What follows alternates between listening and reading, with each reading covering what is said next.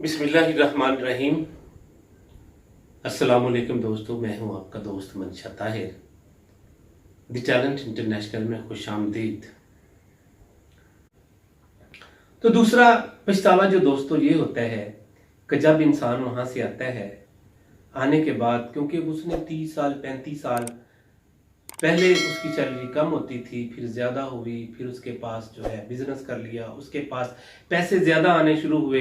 जैसे जैसे पैसे यहाँ आते हैं तो उसका जो अखराजात है उसी लिहाज से वो बढ़ते जाते हैं। जहाँ आपके घर के एसेसरीज कम थी वो एसेसरीज ज़्यादा हो जाती हैं, आप घर की साइज ज़्यादा हो जाती है।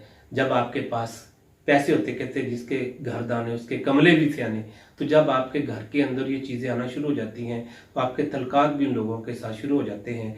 जितने पैसे आते हैं, क्योंकि पीछे उनको महफूज करने वाला कोई नहीं होता। जो आपने भेजा वो आया और वो सारा सारा चलता गया। लेकिन आप जब वहां बैठे होते हैं आपकी कैलकुलेशन होती है, क्योंकि आपके पास वो सारे बैंक के पेपर्स होते हैं जिनके जरिए आपने यहाँ पैसे भेजे होते हैं।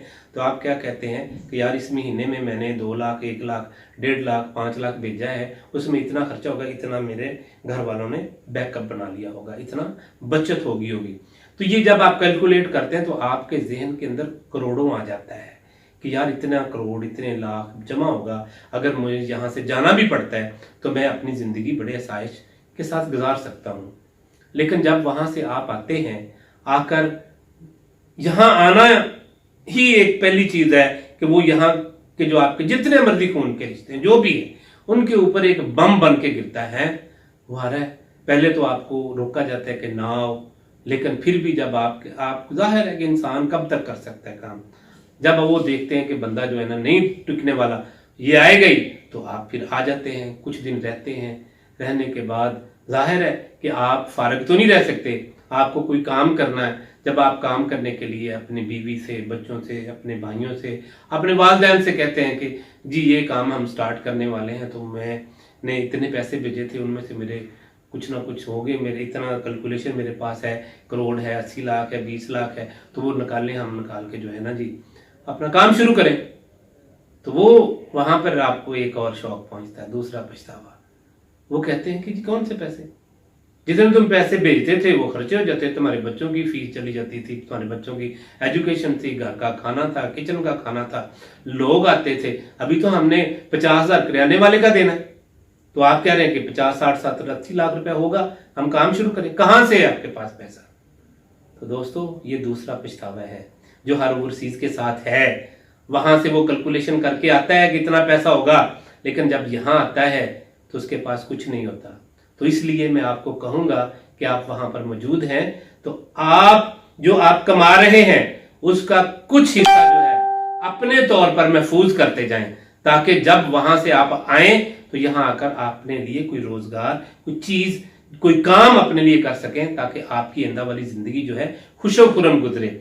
मैंने देखा है कि लोगों को पागल होते हुए, लोगों को डिप्रेशन में जाते हुए, लोगों को फिर जो है उसी जगह जाते हुए, हाथ में ब्रीफ केस होता है, साल 2 साल बाद वो बेचारा फिर वहां पे धक्के खा रहा होता है। उसकी वजह क्या है? उसकी वजह यही है कि उसने उस वक्त एहसास नहीं किया। तो अभी आपके पास टाइम है, तो दोस्तों आप घर भेजें, ख्याल रखें सबका, लेकिन उसका एक हिस्सा जो है वो खुद सेव कर लें, सेव करते जाएं। अगर आपने वो सेव कर लिया तो नहीं पछताएंगे, वरना ये दूसरा पछतावा आपको ले डूबेगा। तीसरा पछतावा ये होता है कि जब आप जाते हैं, बाज की शादियां हुई होती हैं, बाज की शादियां नहीं होती, तो वहां बैठकर आप पैसे बेचते हैं। घर के हालात जो हैं दिन ब दिन अच्छा होने शुरू हो जाते हैं। आपके बच्चे जो हैं वो पहले स्कूलों, आम टाट वाले स्कूल में पढ़ते थे, अच्छे स्कूलों में चले जाते हैं, वहाँ पढ़ना शुरू हो जाते हैं। उनकी फीसें, उनका रहन सहन, उनका मेंटल लेवल, उनका बिहेवियर, उनका लोगों के साथ बैठना उठना, ये शुरू हो जाता है। तो ये तीसरा पछतावा उस वक्त होता है जब आप वहाँ से आते हैं तो आगे जो है आपकी औलाद जो है वो आपके बस में नहीं होती। बस में कैसे नहीं होती? आप जब पहले आते थे तो चंद दिन के लिए आते थे। वही बच्चे जो थे उनके लिए ईद का समा होता था, उनको पता होता था कि अब्बा जी ने चले जाना है, जाने के बाद जो कुछ भी है फिर हमारी वही आदत शुरू हो जाएंगी।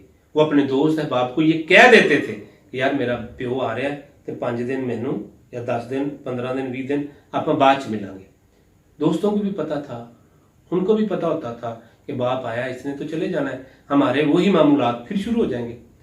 तब होता क्या है, जब आप सर पर नहीं होते तो माँ जो है वो बच्चों के पीछे कहां कहां तक भाग सकती, कहां कहां तक जा सकती है।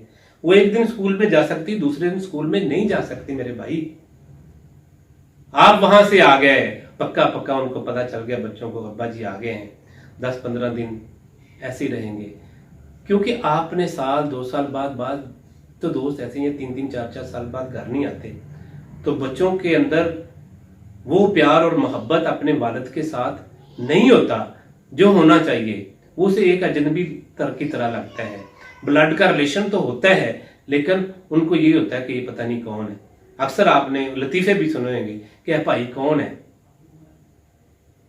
यानी आप ये देखें कि बाप है उसको कहा है कि ये कौन है, इतने दिन से हमारे घर में बैठा हुआ ये कौन है, तो फिर मां बताती कि ये तुम्हारा बाप है।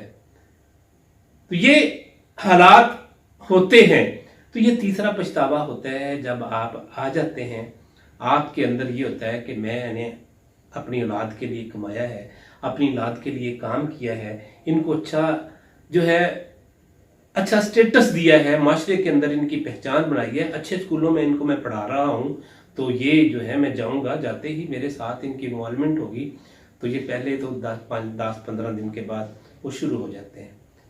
बच्चों के अपने अपने दोस्त होते हैं, अपने अपने रवैये होते हैं, घर का खाना उनको पसंद नहीं होता, रात को 2-2 3-3 बजे तक पिज़्ज़े आ रहे होते हैं। बच्चों के अपने अपने दोस्तों के साथ आना जाना, रात को 2 बजे 3 बजे आते हैं, बाप पूछता है कि कहाँ से आए हो, तो वो कहते हैं कि आपको क्या है जी, मैं जहाँ से मर्जी आऊँ। यानी ये बातें, ये वो चीजें हैं जो लोगों के साथ प्रैक्टिकली हुई हैं, जो मैं आपको बता रहा हूँ। तो उस वक्त बंदा पछताता है, उस वक्त कहता है कि काश मैं बाहर ना गया होता, मैं अपनी बीवी बच्चों के साथ रहता। और अक्सर के साथ ये होता है। तो दोस्तों अभी भी टाइम है, अगर आपने बाहर जाना है तो अपनी बीवी बच्चों को साथ रखें, कभी भी इनको अकेला ना छोड़े। अगर आपके साथ रहेंगे तो आपके साथ प्यार भी होगा, मोहब्बत भी होगी, आप इनकी तरबियत भी अपने अंदाज से कर सकेंगे। अगर इन छोड़कर इनको चले गए तो फिर आपके हाथ में कुछ नहीं आएगा, फिर ये वही होगा कि जो आप सोच भी नहीं सकते। ये तीसरा पछतावा है। तो ये दोस्तों ये ओवरसीज के साथ 3 पछतावे थे जो मैंने बड़े शॉर्टली जो है आपको बताए हैं। तो वो दोस्त जो हमारे बाहर हैं, समुंदर पार भाई हैं, जो ओवरसीज हैं, उनके लिए उनकी थोड़ी सी आंखें खोलना था कि दोस्तों कोशिश कीजिए कि अगर आप इन पछतावों से बचना चाहते हैं तो जो अपना घर मकान जो चीज़ लेते हैं अपने नाम पर ज़रूर रखें। आप घर पैसे भेजते हैं उसका एक हिस्सा जो है ज़रूर महफूज करें अपने मुस्तकबिल के लिए, अपने लिए, ठीक है। और दूसरा, अगर आप बाहर रहना चाहते हैं तो अपने बच्चों को हमेशा साथ रखें ताकि आपके साथ वो इज्जत, वो एहतराम, वो प्यार बरकरार रहे। तो दोस्तों उम्मीद है कि आपको हमारी ये वीडियो पसंद आई होगी। अगर पसंद आई है तो हमारा चैनल सब्सक्राइब कीजिए और बेल आइकॉन को प्रेस कीजिए ताकि नई नई वीडियो आप तक हमारी पहुंचती रहे। खुश रहें और खुशियां बांटें। किसी को मेरी बातों से तकलीफ हुई हो तो मैं उससे माजरत खा हूँ। दोस्तों ये आपका प्यार और मोहब्बत है कि आप हमें देखते हैं। मेरा काम था, क्योंकि मैं इस प्रोसेस से गुजरा हूँ, मुझे पता है, मैं लोगों से मिलता हूँ, तो जो कहानियाँ सामने आती हैं उनमें से ये शॉर्ट मैंने आपको बताया है। तो कोशिश करें कि आप भी इन पर अमल करें ताकि इन पछतावों से बच सकें। खुश रहें और खुशियाँ